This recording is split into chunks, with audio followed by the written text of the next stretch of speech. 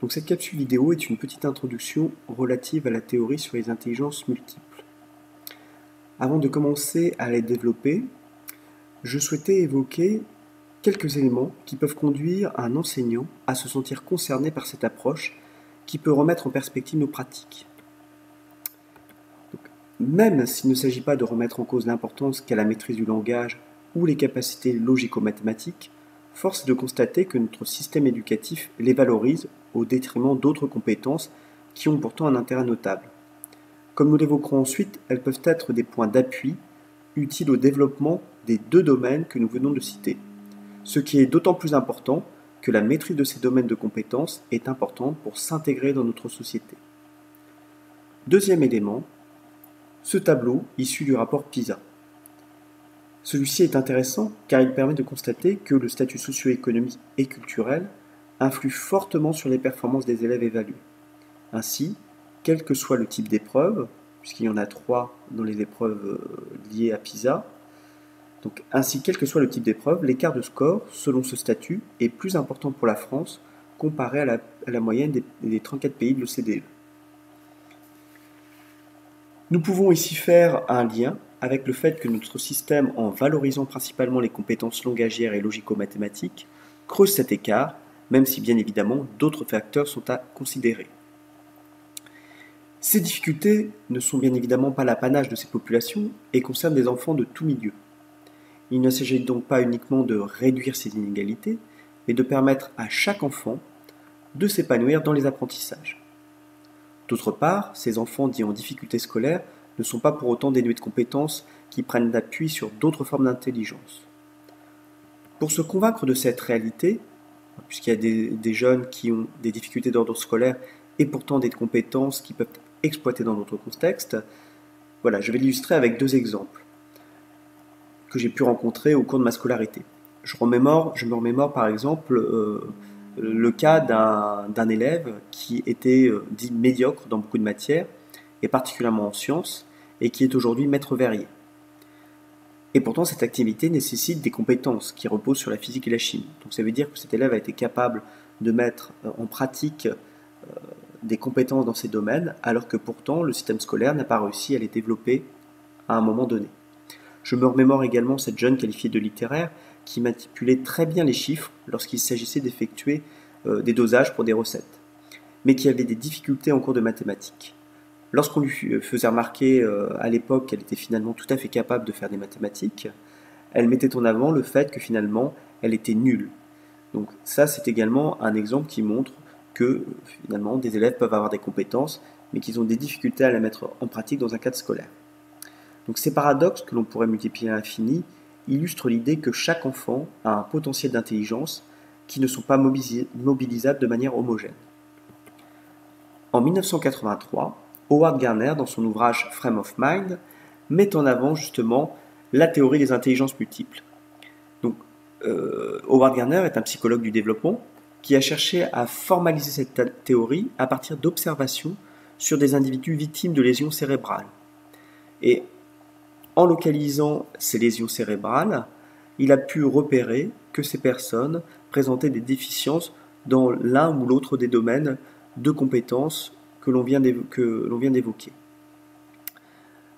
Avec le développement de l'imagerie médicale, donc là on voit 2 exemples pour l'intelligence verbale linguistique et l'intelligence logico-mathématique, on a pu cette fois repérer vraiment les zones du cerveau qui étaient concernées par les intelligences qu'évoquait Howard Gardner. Et sur ces 8 formes d'intelligence qu'on va évoquer maintenant, on a pu clairement repérer au niveau du cerveau 7 intelligences qui peuvent être donc validées. Avant donc de présenter succinctement ces différentes formes d'intelligence, parce qu'on ne pourra pas les développer dans leur totalité bien évidemment, nous vous proposons de compléter ce questionnaire qui est disponible sur Magister. Donc il s'agit maintenant de mettre en pause donc ce prési. Donc remplir ce questionnaire par le biais donc de l'application que l'on vous propose et qui permet justement de le remplir sous forme d'un quiz. Et nous chargerons ensuite de faire une synthèse de l'ensemble des formes d'intelligence que le groupe mais plus ou moins en avant, en fonction des profils cognitifs de chacun. Donc maintenant, nous allons aborder les différentes formes d'intelligence. Donc, bien évidemment, avant de parler de l'intelligence verbale linguistique, il y a quand même un élément important à considérer, c'est que ces formes d'intelligence, elles ne doivent pas être abordées de façon indépendante les unes des autres.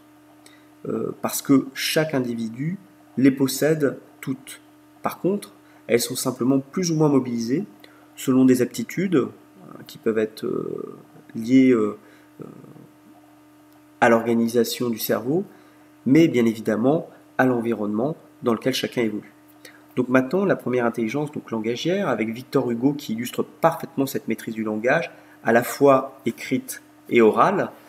Celui qui maîtrise ce domaine prend aisément la parole devant les autres, a l'esprit de synthèse, sait structurer sa pensée, il apprend mieux en récitant, en écrivant, en échangeant avec autrui. Lorsque l'on aborde frontalement cette compétence avec les élèves, c'est souvent dans la perspective d'évoquer des lacunes. D'ailleurs, beaucoup des élèves sont conscients de celles-ci et considèrent qu'ils ne peuvent plus rien faire. Il semble donc intéressant de travailler l'oral et l'écrit en faisant usage d'approches peut-être moins traditionnelles et surtout valorisantes. Prendre en considération le profil cognitif des élèves pour les amener à manipuler le langage sans les faire rédiger nécessairement des travaux composés. Deuxième forme d'intelligence, l'intelligence logico-mathématique. Donc là, nous retrouvons bien évidemment Albert Einstein, qui savait manipuler les chiffres, émettre des hypothèses, résoudre des problèmes, faire usage de logique, faire comprendre des phénomènes de type cause-conséquence. Là aussi, nous avons tant d'élèves qui se disent hermétiques aux chiffres et qui rencontrent des difficultés à les manipuler. Il est pourtant possible de les amener à raisonner ou à créer des outils, des supports qui peuvent leur donner des repères, des démarches correspondant davantage à leur cheminement intellectuel. Les rythmes, les éléments visuels, le mouvement peuvent accompagner les travaux dans lesquels des compétences logico-mathématiques sont à exploiter. Troisième forme d'intelligence, l'intelligence visuelle spatiale. Donc là, Pablo Picasso savait mobiliser à merveille cette forme d'intelligence. Elle permet d'agencer les couleurs et les formes, d'organiser l'espace et les objets, de penser en images. Avec donc le développement des technologies, et bien évidemment il ne s'agit pas de se focaliser uniquement sur des outils, bon nombre d'élèves développent des capacités d'ordre visuel. Ici, le travail sur des supports visuels et audiovisuels proposés par l'enseignant, mais également élaborés par les élèves, sont des pistes. C'est aussi un travail à mener autour des formes, des couleurs, des symboles, des schémas, comme les cartes mentales. Penser en images peut aider à la mémorisation, mais peut également favoriser la réflexion et la structuration de la pensée. L'intelligence donc musicale, donc là Mozart en est l'un des emblèmes. La musique, ce n'est pas que des sons, c'est aussi un rythme, la musicalité des mots et des phrases. Même si nous ne sommes pas nécessairement sensibles à la musique, écoutée par les élèves, elle fait partie de leur quotidien. Elle permet à beaucoup d'entre eux de se concentrer. Pour certains, le silence est nécessaire, mais pour d'autres, elle favorise la concentration et donne de l'entrain. Il semble parfois difficile de faire entrer la musique en classe, mais il est intéressant de réfléchir au temps de travail qui le permettrait. Elle peut aussi faire partie intégrante de travaux pour lesquels des informations pourraient être mises en musique ou en chanson. L'intelligence corporelle kinesthésique, donc là le mime Marceau illustre parfaitement cette forme d'intelligence. Connaître son corps et en faire usage pour exprimer des idées, des émotions, ou encore montrer ses capacités sportives. Au-delà du corps, le mouvement a ici un rôle important. Pourtant, en dehors de l'EPS, il semble difficile de mobiliser cette forme d'intelligence en salle de classe, en salle de cours. Pourtant, les activités de manipulation des ateliers différenciés, modifier l'espace ou travailler les sensations physiques peuvent faciliter les apprentissages et la réflexion pour certains élèves. Maintenant, l'intelligence interpersonnelle. Donc là, on retrouve Gandhi, qui semble être un personnage qui en a fait pleinement usage. Donc là, les capacités d'écoute, de soutien, de médiation, mais également sa capacité à discerner les sentiments d'autrui, sont des qualités inhérentes à cette forme d'intelligence. Le travail en groupe, pour lequel une réflexion doit être menée, car il ne s'agit pas simplement de mettre les élèves ensemble, il faut aussi réfléchir à comment les mettre ensemble. Aujourd'hui, diverses interactions sont possibles, notamment à travers les plateformes collaboratives de travail, les murs dématérialisés, etc. Certains élèves ont particulièrement besoin de confronter leurs idées à celles des autres, pour les faire grandir, les enrichir. Il y a ici une forme d'émulation, dont certains peuvent difficilement se passer.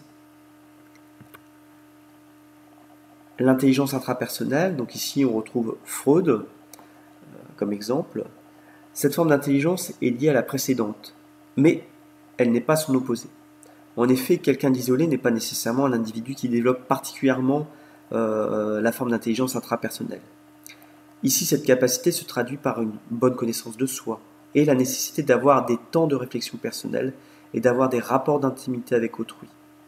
Cette compétence est intéressante pour les élèves qui en usent, car ils ont la capacité à faire le point sur leurs forces et leurs faiblesses. L'auto-évaluation et le travail autour de projets individuels sont autant d'éléments sur lesquels peuvent prendre appui les élèves qui présentent de bonnes dispositions dans ce domaine. Dernière forme d'intelligence, l'intelligence naturaliste, donc avec Hubert Reeves qui correspond pleinement donc à cette forme d'intelligence, mais nous aurions pu également prendre Darwin par exemple. Alors justement les connaissances actuelles, puisqu'on évoquait tout à l'heure le fait qu'il y ait que cette forme d'intelligence qui a été repérée au niveau du cortex cérébral, c'est justement l'intelligence naturaliste pour laquelle il n'y a pas de zone vraiment identifiée. Donc voilà, les connaissances actuelles en neurosciences ne le permettent pas, en tout cas actuellement. On pense d'ailleurs que cette forme d'intelligence est plutôt la synthèse d'autres formes d'intelligence qu'on vient d'évoquer. Pour autant, on peut quand même dire que ces personnes aiment observer la nature, collectionner les objets, s'occuper des plantes et des animaux. Certains élèves qui ont ces dispositions ne sont pas nécessairement performants dans d'autres domaines de compétences. Il peut alors être intéressant de mobiliser un contexte d'ordre naturel pour travailler des compétences qui relèvent d'autres domaines.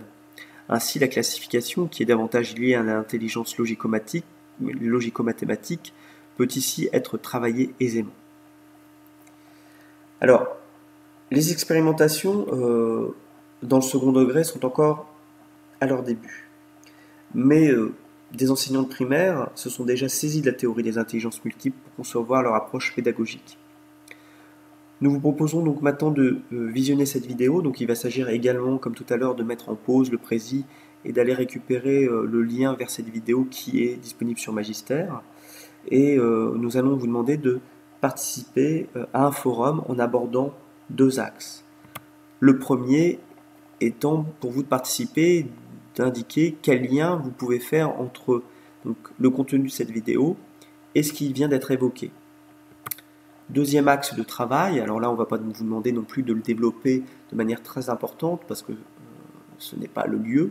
Vous sentiriez-vous en mesure donc, de prendre en considération cette théorie dans vos enseignements et comment? Donc là c'est sur le comment, il ne s'agit pas de développer de manière très importante. Voilà, donc bien évidemment ces formes d'intelligence, ça s'entretient comme on vient de le dire puisque l'environnement joue un rôle important. Et ici, l'éducation nationale particulièrement. Et donc là, un des axes qui peut être interrogé, c'est la classe inversée que nous allons aborder dans la deuxième capsule vidéo, puisque cette classe inversée voilà, fait particulièrement appel à la différenciation, à la démarche de projet, ou encore à la variation de support en ne se limitant pas justement à des supports uniquement écrits. Voilà, donc ici, cette classe inversée peut être une approche, une manière de travailler, mais il y en a bien d'autres, qui permet de cultiver, de développer les différentes formes d'intelligence que nous avons toutes. Voilà, je vous remercie.